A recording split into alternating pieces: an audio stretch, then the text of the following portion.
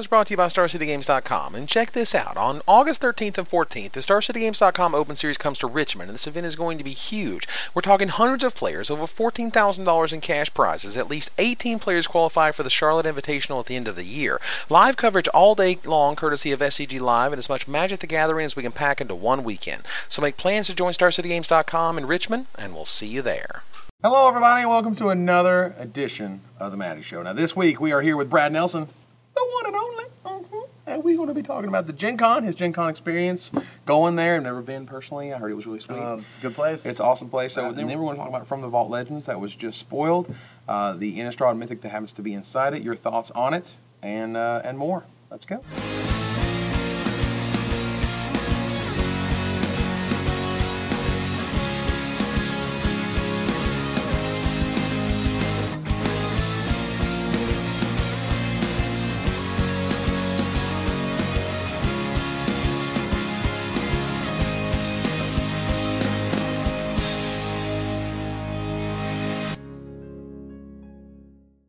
Hello, everybody. Welcome to another edition of the Magic Show. We're here with Brad again, as I had mentioned earlier, and we are talking about Gen Con. Yep. Tell me about Gen Con. Tell me about what it took to get there and what happened once you got there. All right, well, this is my third time going to Gen Con, and I love it to death. Like, it's a great experience. Like, it's huge. It's fun. You can do whatever you want. Badge. That's pretty good. That was really funny. So, like, there's this line of will call that's, like, 3 hours long, and I start walking. I get in it because that's what I think it is, because that's our badge is a will call. Well, there's actually a spot to get your badge.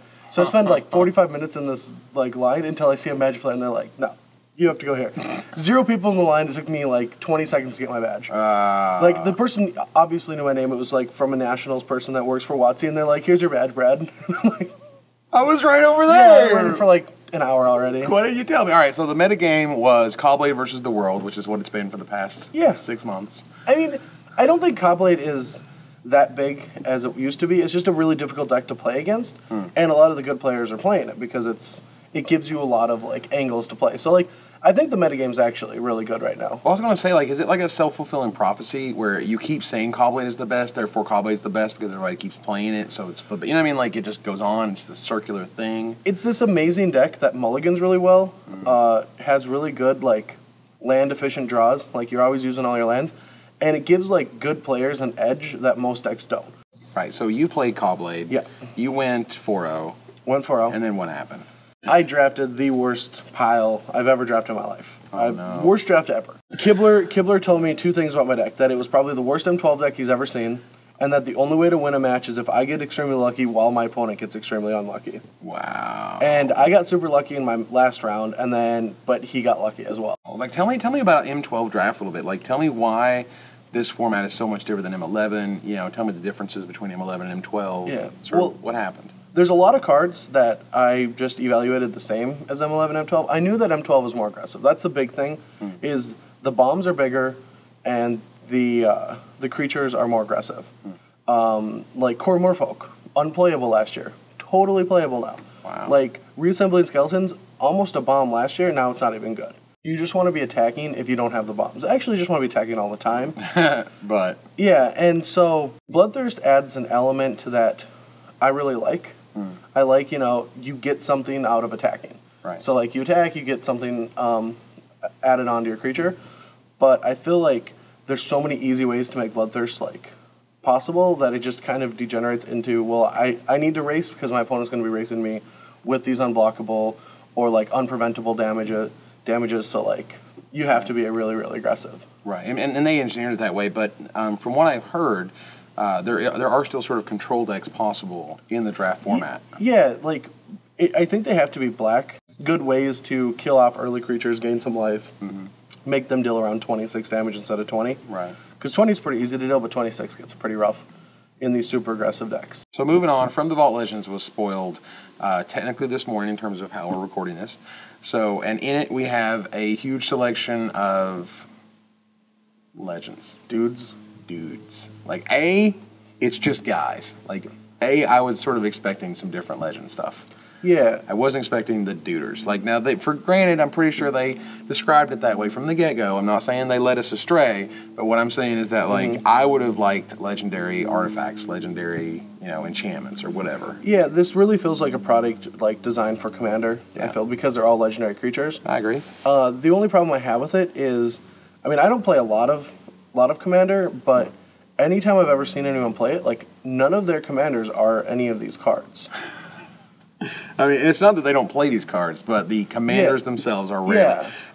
For what it's worth, so we can get the list out there, from the Vault Legends will include Teferi, Mage of Zalfir, Kresh the Bloodbraided, Progenitus, Kiki-Jiki the Mirror Breaker, Visara the Dreadful, Cao, Lord of Wei, Doran the Siege Tower, Sun Quan, Lord of Wu, Captain Sisay, Omnath, Locus of Mana, Rafika the Mini, Una, Queen of the Fae, Sharum the Hegemon, and the Innistrad Mythic, Mikaeus the Lunarch.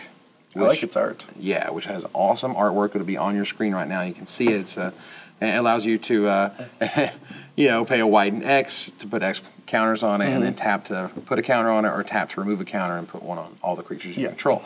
So they had goals, right? Yeah. I get that they had goals. Personally, I'm not a huge fan of all of the cards. Yeah. Like, for example, I brought up the fact that Ulamog was chosen over Emrakul. Now, A is banned in Commander, so I understand. B was already a promo, was the pre-release promo for Rise of Eldrazi. So I'm good there. I understand that. Ulamog's fine. But to not use it's on your screen now, it's $150 Portal 3 Kingdoms rare. That was what I was expecting to be the money rare of the set. It was going to be the Mox Diamond of this from the Vault Legends. Okay. And, it's the card that you really, really want. Everything else is worth, What does it do? A marginal amount of money. So what does he do? He's a 2 black and 2 colorless 3/2 with horsemanship, and before your turn, or on your turn before attackers declared, you can sacrifice him to return a black card from your graveyard to your hand. So that's not just a creature, that can be any card, Yawgmoth's Will or Demonic Tutor or whatever. So it has lots of, sort of functionality in the decks that it's playing in, but it's not super overpowered, it's just super rare. And so I thought that's sort of what these From the Vault things were doing. Regardless, they printed Cao, which is like, a $20-ish rare versus the $150 rare. So I understand that there are decisions made at Wizards for these set based on, this is too expensive to reprint or whatever. However, I don't know if he crossed that line just yet. People were talking about the Judge promos.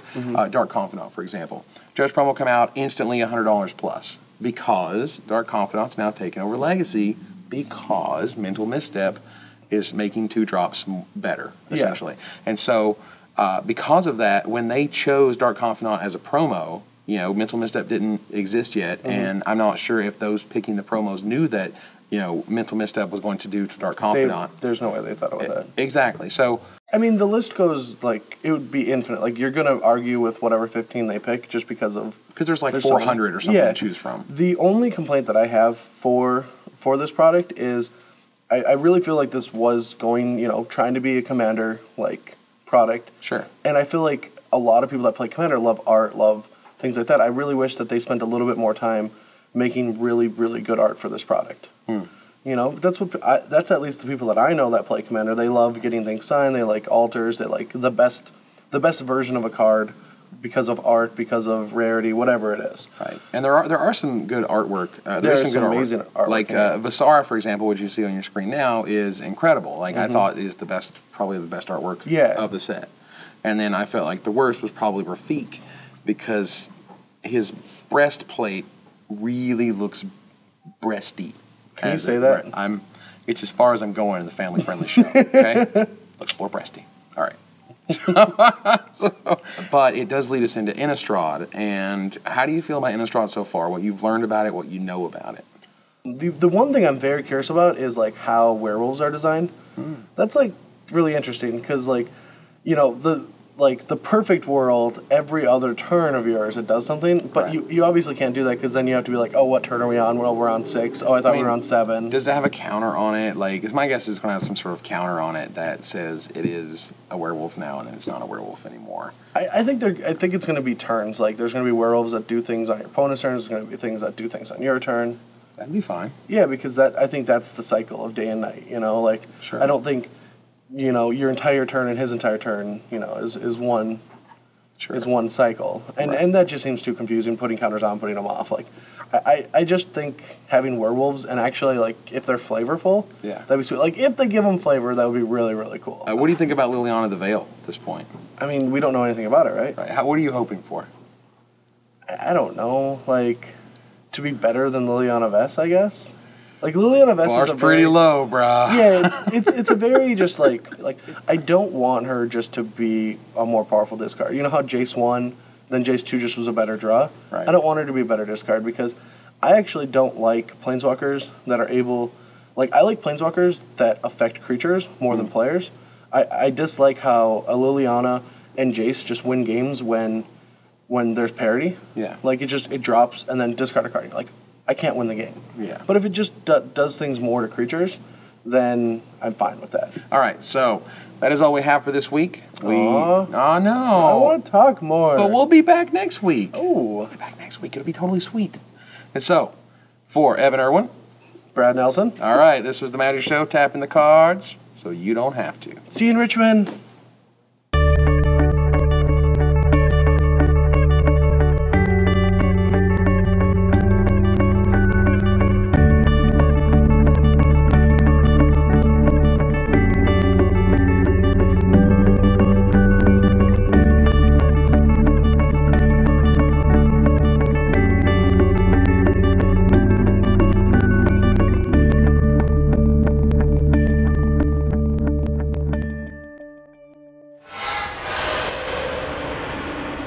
I always like the fatties.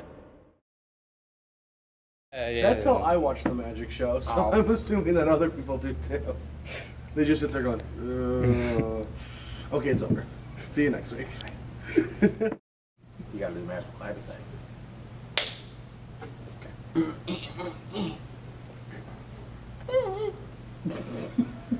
What? All talent has their own little tweaks. Do I still have to work with it?